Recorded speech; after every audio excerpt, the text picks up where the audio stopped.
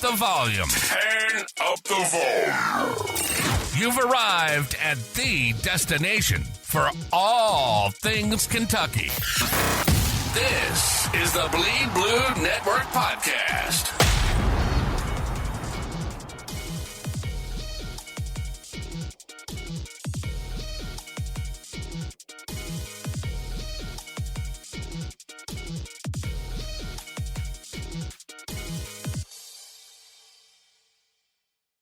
What is up, Big Blue Nation? You heard it right. Turn up the volume. Another episode of the All UK Ball Podcast. It's your boy, Bleed Blue Rando, and we got Sass joining us. How you doing, Sass?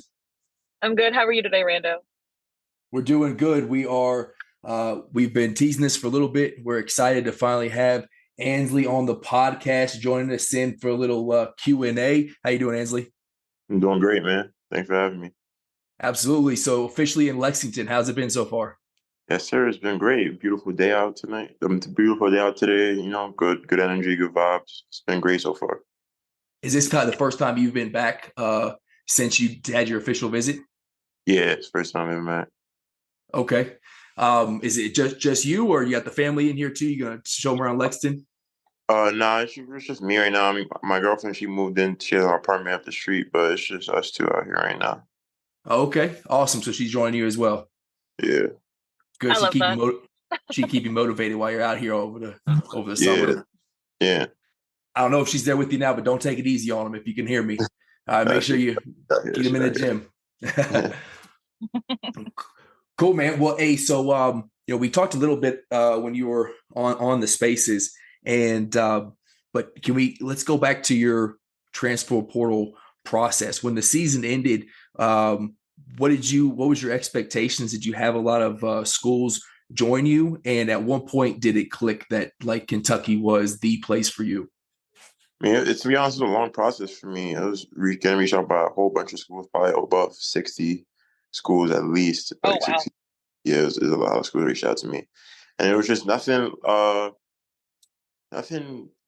was a no-brainer, if that makes sense. Like, you know how people say when you know, like there was no schools like that stuck out to me. But, I was leaning towards one school before, and then out of nowhere, Kentucky, they reached out to me. And then I felt like that was like, the when I knew that's where I wanted to be moment. That was your light bulb moment, huh? Yeah. You said what? That was your light bulb moment. Like, yep, now I know. Now I know. Yeah, exactly.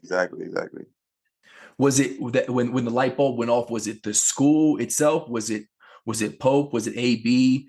What was it that really, or was it a combination of all those things? It was really a combination of all those things. Like the coaching staff, they liked me a lot.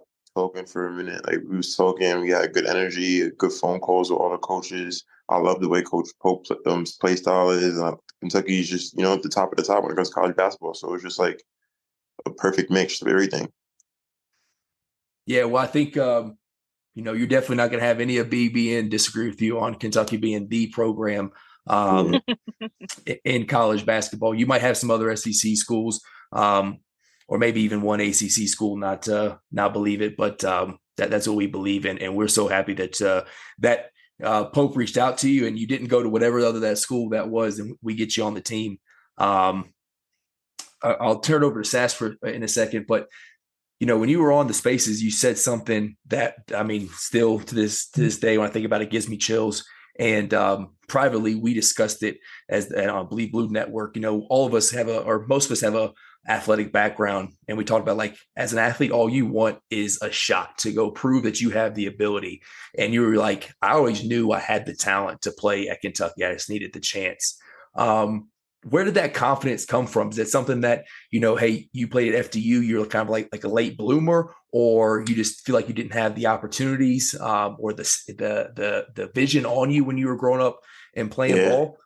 It was just really, I feel like nobody really believed in me or, invested in me besides my dad and stuff. Like, nobody really gave me a shot ever. Like, even FDU, like, at first, I didn't even get a shot at FDU. Like, I had to force their hand over there. Like, nobody ever gave me the benefit of the doubt. Nobody ever gave me a shot. So every time, I've been given an opportunity, I show that I belong, and I know I belong here. So, when I get my opportunity, I'm going to show the world that this is where I belong, and I've always belonged there. You know, That's I awesome, love man. that. Having that confidence, having that self-confidence Mhm. is truly impressive. And I'm baffled by it. I was someone who played football, and I wanted the ability to go play at a big school. Had some opportunities that went away, and had an opportunity to walk on, and I had a chance to do what I'm doing now and get paid to have and have my school paid for, or take not take that scholarship and take my chance and see if I had the talents that I thought I had. And I didn't bet on myself. I went and took the scholarship, and now I'm doing what I'm doing today. And hearing you be like, I was never going to give up on myself. I knew for a fact I had what it takes to get here, and now you're here. Like that's really awesome, man. And I know that mentality is going to be huge when it comes to developing this team and whatever your role is for Kentucky basketball and the coaching staff. You're not going to take it for granted. And I think we've had a lot of that lately, which is unfortunate, but you're going to be a crowd favorite, man. Just when people hear these interviews and they see you on the court, 100%, they're going to be like, Ansley's the dude we're rooting for sure. But I know Sass has a question for you too. No, so you mentioned Pope's offense, and that was intriguing. So what about Pope's offense intrigues you and catches your attention, like when he's recruiting you, especially? like first of all, I'm a great 3-point shooter. Like the amount of threes he gets up a game, it's like he tries to spread the wealth. Like he's not, only one person taking all the shots, only two people taking all the shots. He wants a lot of people taking a lot of shots, and he doesn't want you passing up any open shots. Not only the 3-point shooting, like the off the ball movement, the playing with like using reads and not having just set plays. It's just playing basketball within the flow of it, using your IQ. I just love all of that. I feel like all of those things fit me perfectly as a player. So I just thought this was a perfect fit when it came to, where I decide I should play. Oh yeah, that's true. Like that's I think as UK fans, as we've studied his offense more and more, and like having you on the team and others on the team as well, like I think we're just getting more and more excited about the upcoming season and what's going to happen and what you guys can do. I know Rando and I can't wait. Like we're like ready for it to be season now. I'm sure you guys are too, right? Like you're ready for it to start. Yeah, Um, exactly. yeah. So, how are the dorms? How are the living? Like, how is that kind of settling? And I know you got there today. I think Kerr is there already, Yeah, right? yeah. He's moved in. Yeah. Not really, actually. Oh, is he your roommate? Oh, that's Yeah. awesome. Okay, that's cool. That's cool. That's great. I like that. Okay, yeah. Is he Are you already guys looking starting to talk that? Is he already starting to talk some? Or is he being easy on you? Because he's got an attitude on the court. Nah, yeah, he's cool. He's been cool. He's a good guy. I mess with him. He's good vibe. He ain't say nothing crazy to me yet, but we'll see. wait to them. We y'all start getting 3-on-3 and 5-on-5 going. He might go in there. Have you guys? Do you know when the schedule is? When you start get on the court? On the court, I think we start June 17th, if I'm not mistaken. Okay. But we just out here. Classes start next Monday, so we have orientation end of the week. So everybody's gonna be here by the end of the week. So yeah. Okay, that's awesome. Yeah. That's cool. That's cool. So I'm excited. I'm excited for that process to start for you guys. Me too. Oh yeah. Hey, whatever Coach Pope does, I'll have faith in. But man, I'm looking forward to some sort of early tournament or something to kind of see you guys play. I think maybe that is determined by how y'all mesh. But shoot, as someone who's going to be watching from the couch with a cocktail in my hand, I'm excited to just watch you guys go sweat on the court and do some work, man. I really am.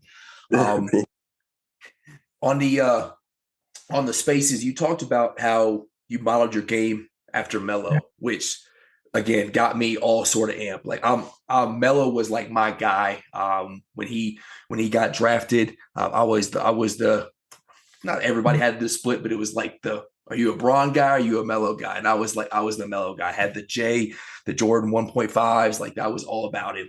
So, but at FDU, do you feel like you had to play out of position because of the other folks that were on the court and just, hey, I had to play the 4 and the 5 just because that's the talent that we had?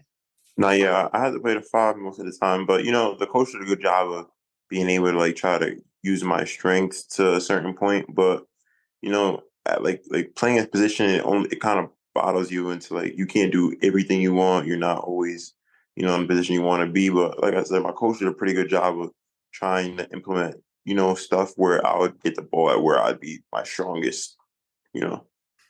Yeah, and I Okay. think coaches are forced to adapt based off the players they have.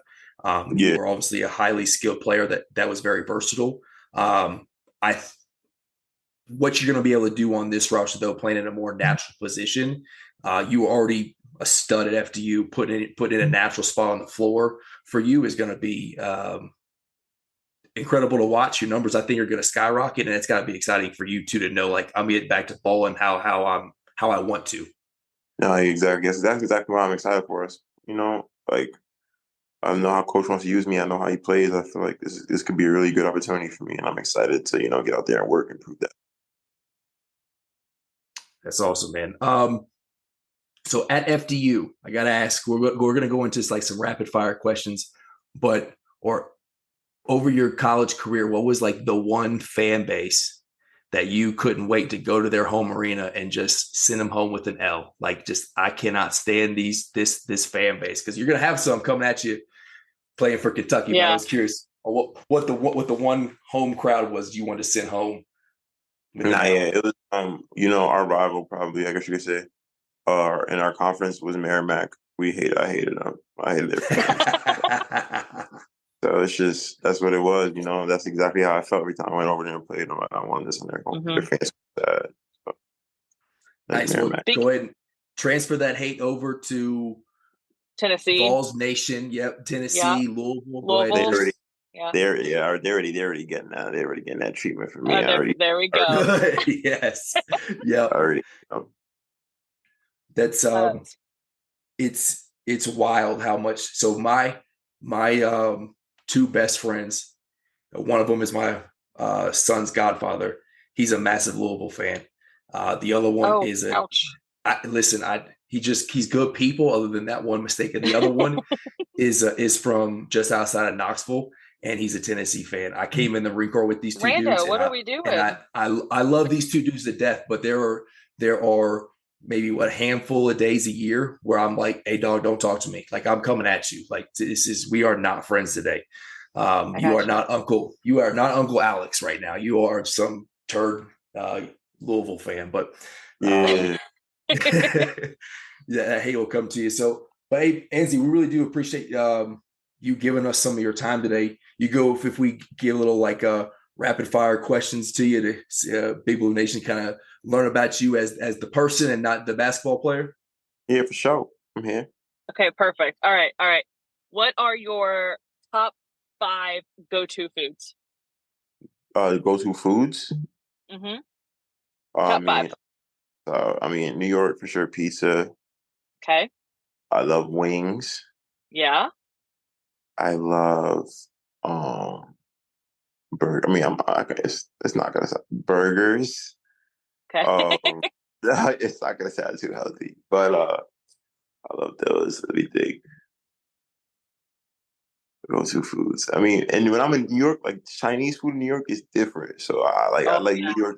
Mm-hmm. New York Chinese food is top tier. So I'll put Chinese food up there, and I'll put like some Italian pasta, chicken Alfredo, and stuff like that. Yeah. Hey, go-to foods don't have to be healthy. That's for your favorite food. That's all that matters. Yeah. Like, and those are all winners. Good for the soul foods. What about pregame? What's it like? What's it like? Hey, before the game, I gotta have this to make myself feel like I'm ready to rock. You know me, to be honest, I like playing on an empty stomach a lot. Like I'll eat like in the morning maybe, but then like closer to I'll play on an empty stomach. It's something about it. It's just a personal thing. I like to play on an empty stomach. Do you have a Gatorade preference? Gatorade, you said? Yeah, like a flavor of Gatorade or Propel or whatever you drink. White white cherry, yeah. Mm-hmm. My favorite one. That one's really popular, I think. Yeah. Yeah, I love white cherry.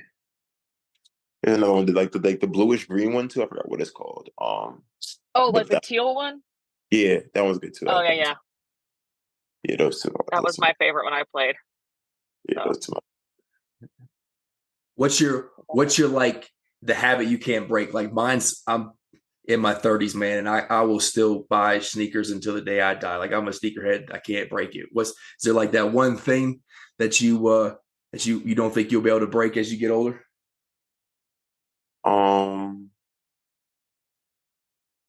Well, sneakers is definitely one. Oh, I love sneakers too. Okay. But I think I don't think I'll ever stop playing video games, to be honest. Oh, Oh, all I right. love video games so much. I play them too. Yeah. Ansley. Like, what do you play? I mean, I like playing FIFA, Madden, like getting just a little MLB, some GTA. You know, I'm excited for the college football game to come out too. I want to play that. Mm-hmm. Yeah, some Batman. I'm kind of diverse. I just don't play 2K. I can't play 2K. Yeah, I I'm big into Destiny right now. Ooh, It's been my Destiny. game. Yeah, it's been my game. I've got 10 years in the game, right? Like so I'm big into that one, but I have a group of people I play with that are really cool too. So That's good. that's awesome. That's good. if it's not Madden or NASCAR, like for some reason, those are the only two games I can get into. Madden, yeah, NASCAR? Madden. Yeah, NASCAR is pretty. I never even heard anybody play that, to be honest. That's crazy. I never heard nobody play it. Hey man, I don't know. I grew up racing, man, and it was like that was my first dream. I was going to be Dale Earnhardt, man. My dad built me a race car. We were racing for a little bit, so that was the first thing I ever wanted to do. But it just that didn't work out. But yeah, I still get in any real racing game. Gran Turismo. I'm that guy. You put me in an arcade, and I take my son to the arcade. Like, put me in the racing game. I'm gonna get some trophies. Like that's just how it like goes. that. Yeah, I'm nasty. I'm nasty behind the wheel. I really am. Oh no. Ansley, you play any other sports other than basketball in like high school? Oh, nah. High school, I was strictly basketball. For like most of my life, I've been strictly basketball. I played a little bit of soccer because of my, family who was like familiar with that sport and stuff. But I was mainly a basketball guy. Mind if we move a couple things into Kerr's room? Yeah, He's got a box. you're good. Sorry about that, guys. You good? You're You fine. good? You're good. So how you morning? Just go through there. I got it. Yeah, sorry, it was the coaches. No, it's all good. What's up, coaches? What's up? No, that's probably a good place to end it there. Unless Sash, you got any more? I was gonna ask him. You both are sneakerheads. So what are your favorite pairs that you have? Both of you have to answer that question. Ooh. You gotta go first. You gotta go first. He's grabbing them right now. Thanks, Ansley. I no problem. I know he's been trying to buy some. So You gotta go first. I want to see what he said. What about the Union ones? Ooh, those fire. oh, I like those. Those Union fire. LA ones. Probably my favorite right now. I'm an 11 guy. I love 11s. So I'll Mhm. give you right now. My Coolberry is probably my favorite ones. Ooh, I like those too. Yeah, my Rando. Coolberry. Oh, Coolberry. are those gray? Ooh, Cool Grace, yeah. Yeah. Oh, Nice. I love 'em. But I'm trying to get my inventory up. If you get what I'm saying. We I feel haven't you. copped any. I haven't copped any recently, so I gotta get my inventory up. These are just some of my Kentucky collection. These are the women's ones. Those fire too. Hey, so you can't do this trick anymore because now they make everything unisex. But if you couldn't get your size in a men's, you get them in a women's 12. Yeah, I remember those days. Yep, so you get them for the cheap. So these are the women's ones, and then these ones I got. You'll go out to Oneness in Lexington. These were the AJ Lowe's, AJKOs. These are the Kentucky ones they dropped. So yeah, and I'm trying to get. I I've just found out I'm having a little girl, so I'm trying to get those Kobe girl dads, the protos. So those tough. Yeah, you need those. I'm trying, man. I'm trying. But yeah. If my wife listens to the episode, she's just gonna be like, "What in the world is going on? We can't have any more." Nah, yeah, those tough. Those tough. Well, hey man, man. we're gonna be coming to some of the games, man. So we can try to meet up. If you just hit me, like text me or something, and if I see you, I'll definitely say it was good.